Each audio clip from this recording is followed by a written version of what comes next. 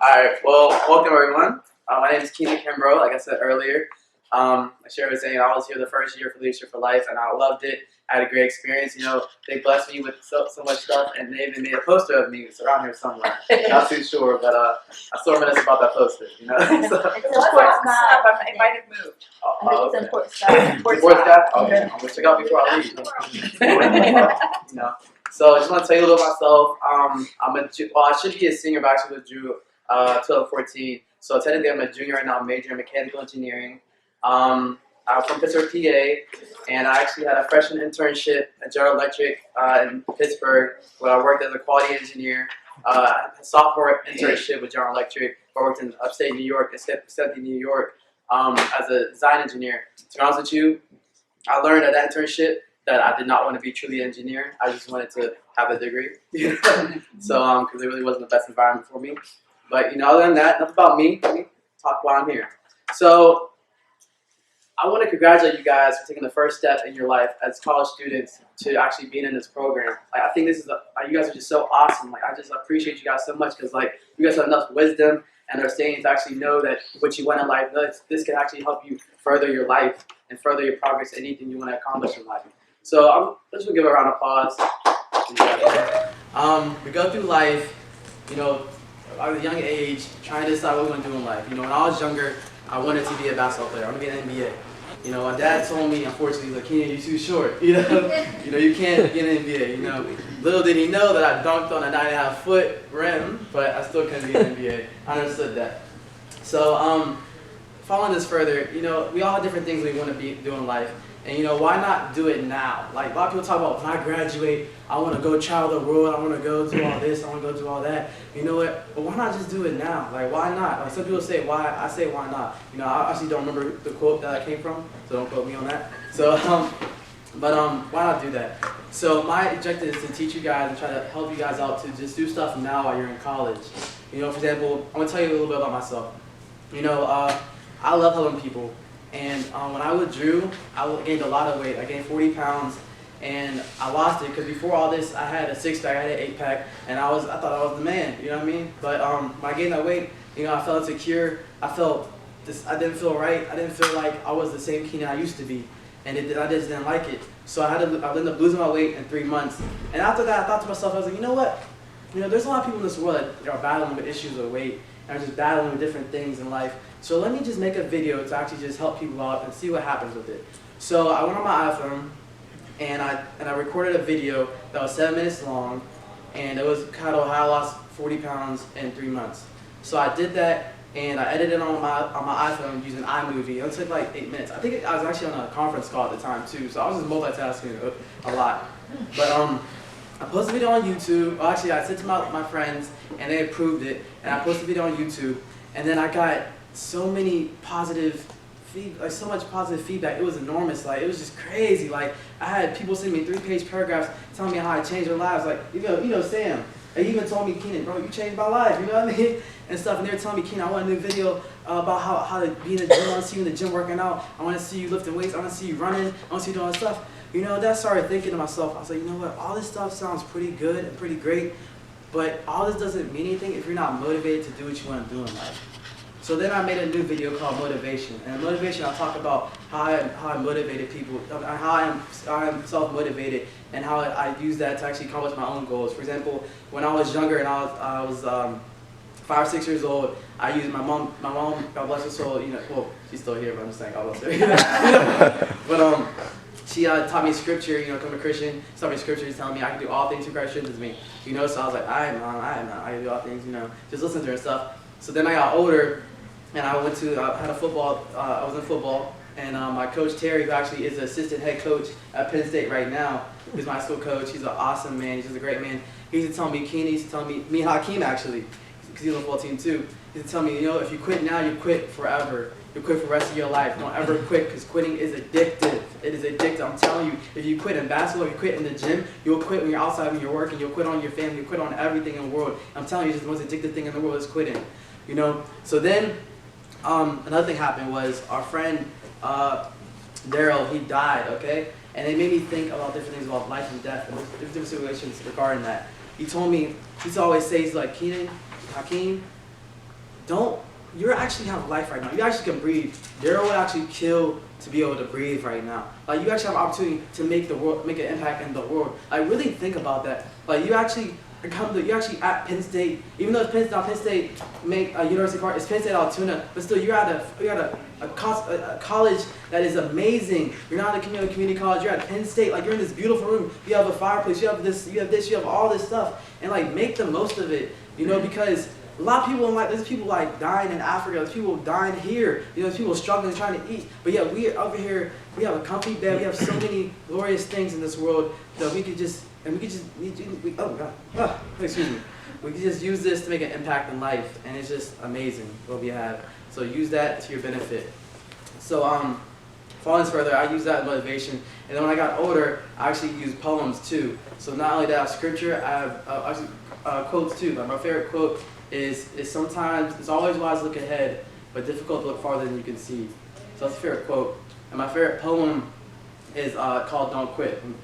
I think I can still say it, alright? Alright. When things go wrong, they sometimes will, you'll know your trudging is all uphill. When the funds are low, the debts are high, and you want to smile, but you have to sigh. When cares press you down a bit, rest you must, but don't you quit. Life is cruel, twists and turns, and many of us sometimes learns. And many a fellow turns about when he stuck it out. So don't give up, the pacing slow, you may succeed another blow. Often the goal is nearer than, it seems so faint and faltering man. Often the struggle has given up, when you're not captured the victor's cup. You learned too late when night came down, how close he was to the golden crown. Success and failure turn inside out, the silver tints of the clouds of doubt. You can never tell how close you are, you may be near it seems so far. But stick to fight when your heart is it, but think it's worse, you must not quit. So, yeah, so basically, I know a lot of poems, but that was my favorite one because that actually speaks to me a lot because when I withdrew from school, I was dealing with a lot of issues. There's a lot of issues, but the main issue I was dealing with was my financial aid. When I withdrew, I didn't have any financial aid anymore. I didn't have no money to go to school. So the whole year, the whole semester, I was battling my parents and battling my own self and battling everything to just basically go to school because people were telling me, Keenan, come home from school, you don't have enough money to go to school, you can't pay for this, you have no financial aid, you're not getting no staff or loans, no nothing, you're not getting none of your scholarships, you all lost them all because you withdrew. Because I pledged a fraternity, which don't ever do. Okay, So I was like, all right, man. I mean, I don't know what to do. So me personally, as a Christian, all I had was faith, because that's all I had, honestly. Because I don't know the future. I don't know anything else. I had no money. All I had was faith. So I just kept pressing and kept trying my best. And then, lo and behold, one of my advisors actually ended up getting a 20% loan for me, and in the engineering department, blessed me with an 80% scholarship. So at the end of the day, I ended up passing all my classes, so I got all my financial aid reinstated for the spring semester, the semester coming up. So that poem actually is dear to me because it's the truth, because you really have no idea, how close you are in life to the things that you really could get, and that's why you should never quit, because you could have the golden star, you could have the best thing in the world, but if you just kept pressing just a little bit longer, so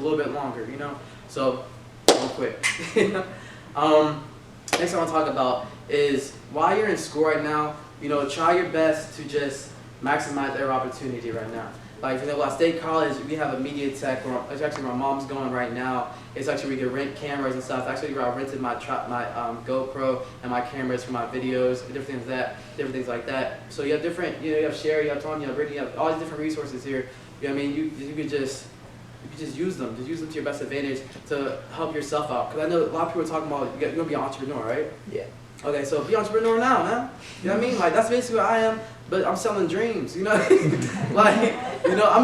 be honest, you know what I mean? Like, I'm selling myself, I'm trying to help other people. It's not I'm not like benefits, I'm just trying to help people. But it's like, it depends how you look at it. Like, do what you want to do something that makes you happy. Do your passion. This is my passion. I love helping people, so this is easy for me. Like, I'll do this before I do any engineering stuff. Obviously, I'll do my work, but I'll definitely help people too, So do that stuff while you're in school, because right now we have a huge resource of people and connections that you'll never have again. Like, think about it like this. Addy, right? You were telling me you're an international student, right? Like, think about it. You have a connection with someone who's not even in this country, my man. You know what I mean? Like, why don't you build on that, start a business with him? Like, we got this little takeover real quick. Your country, my country, you know what I mean? We could do something really cool, So think about that and express on it, because honestly, whether you can or you can't, you are right. Henry Ford said that. You know, so it's just the truth. And honestly, just try that, you know? Like, for example, me, I'm going to talk about more of my YouTube stuff, because that's basically what I do. I'm a YouTuber. I told some of you guys already now. So, okay, my first video I made, right? I sent it to 400 people via Facebook. I sent it to 400 people text messages. And then I was like, you know what, it's really not that bad, but sometimes you can be your own marketer. So then I made my another video. I sent it to 500 people via text message. You know, I sent it to 600 people Facebook. You know what I mean? I was like, you know what, I gotta put the work in for myself. No one else is gonna do it. But think about this, once you get the message out, people understand. All you gotta do is just read it. You know what I mean? The reason I did Facebook first is because I had to go in direct messages because it's more personal and people would more likely respond to that more than just posting it on your page and just tagging some people in it. So I tried to look as if I was getting the message as well. I took it a step further to text messages because the phone is in your hand and it's like, it's super personal and it's like, hey, I get to do this right now. I get to open up that real quick right now. I mean, so I was like, all right, cool. So then I released my other video, my favorite video called Dreams, Goals, and Aspirations, which I told some of you guys about and stuff, which I love so much because it's just the truth. I just love it. And I sent 600 people that directly messages, 600 text messages, but I did one step further. I used my friends. I used my closest friends to me. I was like, you know, bro, let me get your Facebook account password. And then I sent it on behalf of him to people of his friends. You know what I mean? So all you do is just look at it to get the message across. You know what I mean? And if you explain to people personally, then you get the message across. So basically, when you do stuff for yourself, when you be an entrepreneur, there's a couple things you have to realize is that no one's gonna put the work in for you. You know what I mean? You have to do it yourself, honestly, in the beginning, so people can see your dreams and your goals and aspirations. You know what I mean? And another thing is like, it's okay to mess up, because people a lot of people told me how much they loved everything, but some people told me they didn't like stuff. You know, I actually had the worst feedback with someone who I was really close to, and it actually hurt me. Like I even teared up. I was so hurt. I was like, dang, I thought I was a failure. Like I was really just hurt and stuff. But I used that to my ambition, just to my ambition, and I actually went up even farther. There's emails on Instagram profiles. And there's different emails everywhere, you know, you just gotta look for them. So I end up taking professional emails to those people to actually, you know, tell them about who I am and what I could offer and stuff. So I did that for a whole day, and then lo and behold, a page on Instagram with over 200,000 followers reposted my photo, and I was just like, good God, you know what I mean? Like, but you have to put the work in. You can't expect it to just work overnight. You can't just talk about stuff like you guys were talking about earlier. You just can't just talk. There's talkers and doers, right? You have to be a doer in life, and it's just, I'm telling you, once you do something, you'll just feel so good because you can say, I actually did this. Like, you gotta look back in your life and be like, you know what? I did something that not a lot of people did in their life. You know what I mean? And me personally, like, I just love helping people, so I actually feel like I'm seeing what I'm called to do in this world. You know what I mean? So it's just a good thing. So you just have to try to accomplish things in your life and stuff. And so yeah, I think that's it for that. Another thing is, because since we're in school, I want to talk to you guys about grades. You know, I had all types of grades in my life, you know. Fifth and sixth grade, I had under 2.0. I actually couldn't play basketball. If you guys know basketball, my favorite sports. So I couldn't play basketball because my GPA was too low, and it was hurtful, you know. I remember, like it was yesterday, I was like, dang, I think I'm smart. You know what I mean? I went to C-Mites, which is a Carnegie Mellon program for younger students when they're like in kindergarten and stuff. And I did other things. I thought I could do stuff, but why am I working so hard? I just didn't get it, honestly. You know, so then I came to ninth grade, and I got my first D in my life. You know, it was hurt. It was in geoscience. Ironic, I'm an engineer. You know? So at that moment in my life, I was like, you know what, Keenan, you gotta take school serious. You know, this is your life and your future, and you know, this is the only opportunity to do great in this world. So just try your best, and if you fail, the worst thing you can say is that you tried. You know, so then I kept building myself up. I kept trying harder and harder. And then it came to 12th grade. Well, 11th grade, I met a great person who actually inspired me, motivated me to do a lot to actually come to Penn State. Named Mr. Stackowitz. He's just an amazing guy. He actually went to Penn State too, but so I was in chemistry too. So, you know, I talked with him and stuff, and I was like, you know what? I'm trying to decide what class I need to take senior year.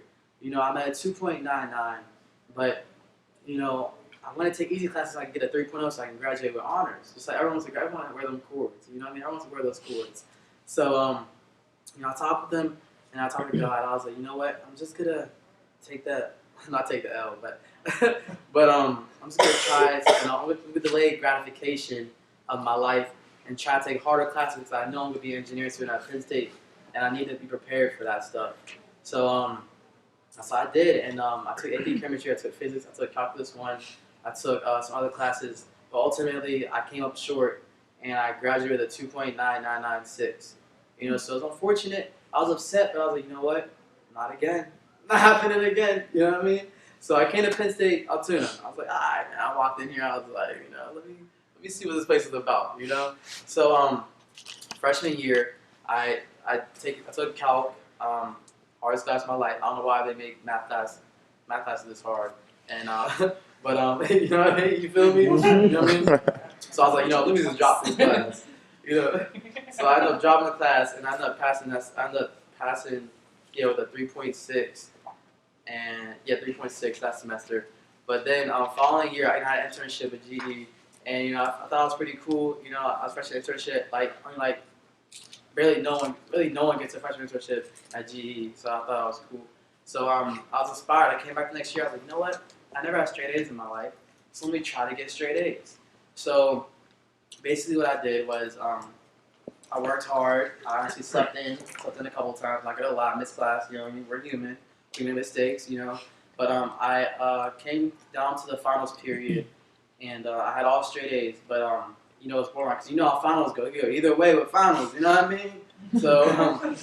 So honestly, I took my finals, and I was taking physics 2, chem 2, just a lot of hard classes, and you know, it turns out like after all my finals were done, I ended up getting an A minus in physics by 1 point, and A minus in chemistry 2 by 1 point as well. So I ended up graduating. I ended up passing that semester with 3.86. And the crazy thing about it is I emailed my teachers too. I was like, you know what? I kind of want this 1 point. Anything I could do? They're like, nah, the timing not right. You know. A for effort, though. A for effort, exactly. So like I always say, I tried, right? So you know, I told myself, I was like, you know what, man, it's okay. So I learned a lesson to never give up, and you can honestly do all things. You know, you put your mind to, and that's one of my goals now. You know, to get straight A's. You know, so you know, even though you know it's gonna be hard, it's still possible. So one thing you guys gotta do is when you're in class now, I'm doing something good. Okay. Yeah. But one thing you guys gotta do is honestly work smarter and not harder. Like, you know, work in groups, work with people that are smarter than you, work with people that are wiser than you, work in like, you know, use Check to actually look at the answer. Check is a resource that for other engineers might know about it, a resource that has all the online solutions and stuff. So you could check that out. And just so you can use it for guidance, not to cheat. You know, what happens in the dark comes to light. So if you cheat now, you're gonna be on your job and it's gonna be tested and you're not gonna remember anything. So be wise and use Check and use different resources like that to you know to accomplish your goals and stuff academically and stuff. And honestly, yeah, that's basically it for now. Is there anything else you guys want me to talk about? You know? Oh, yes, sir.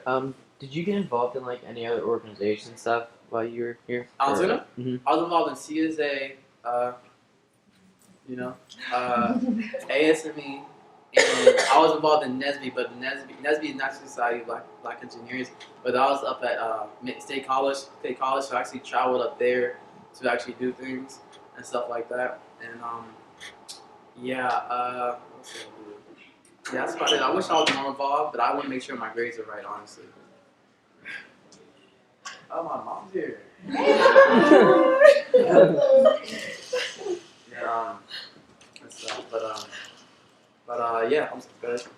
Talk about your experience at University Park. Like, was it a good move for you, or? Okay, honestly, it was. First of all, Altoona, being here in Altoona was a great move too. It was. It got my feet wet.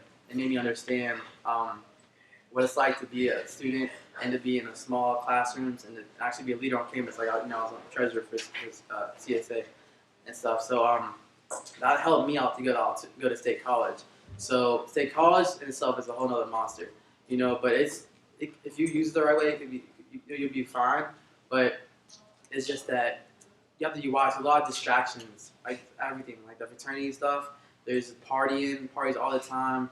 there's different organizations, and you have to find an organization that meets your criteria and meets what you want to do in life. Because there's organizations for everything, so it's kind of hard to see what you want. And even with all that, you can still mess up in your schoolwork because you have to travel 30 minutes to class. Because me personally, I try to kill two birds with one stone. Instead of running on the treadmill, I just walk all the time in my classes. So yeah, sometimes you want to sleep in, sometimes that hurts too.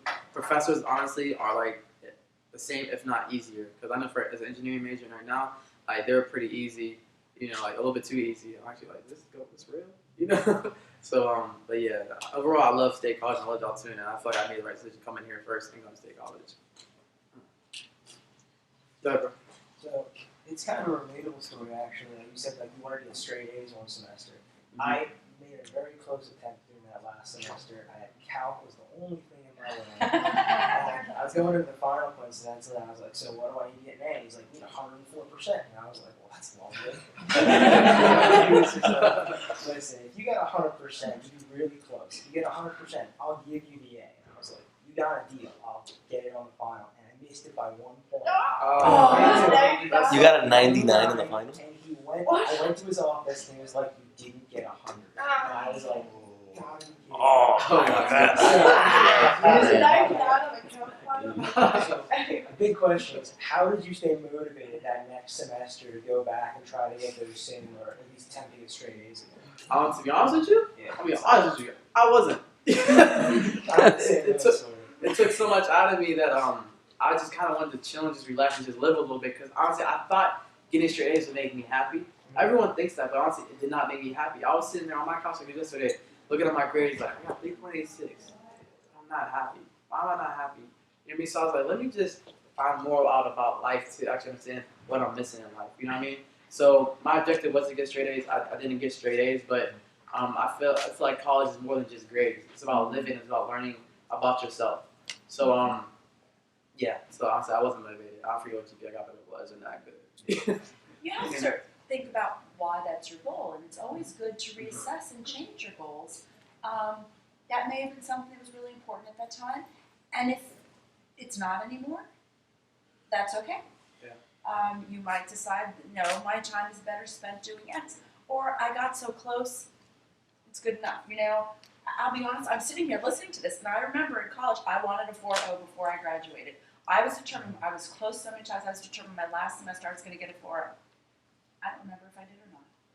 I mean, at the time it was so important, but then life goes on, and you achieve all these other things that really are very meaningful, other than the fact to say, I got a 4.0, and I, honest to God, can't even remember it. That's because And let's be clear here. You know, a 2.0 is not Right. very good. You know, so somewhere between the 2.0 Right. and the 4.0, toward the upper end is great. But I really think that getting a 4.0, to have a 4.0, if you want to do that, that's great. But no one is ever going to ask you that in a job interview. And if they do, it'll only be your first job, and I'll pay you $100. They won't even ask it. Then I was much less ambitious than you know, I wanted to graduate with a 3.5. I graduated with reaching 100%. You guys know about diminishing return? Oh yeah. The closer you get, the harder it is to finish, and the more you're giving up to get that 4.0 or that 100%. So make the decision. Is it worth it? The answer might be yes, but the answer might very well be, well, you know, a 3.9 or 3.8 or a 3. Whatever would be really just fine and make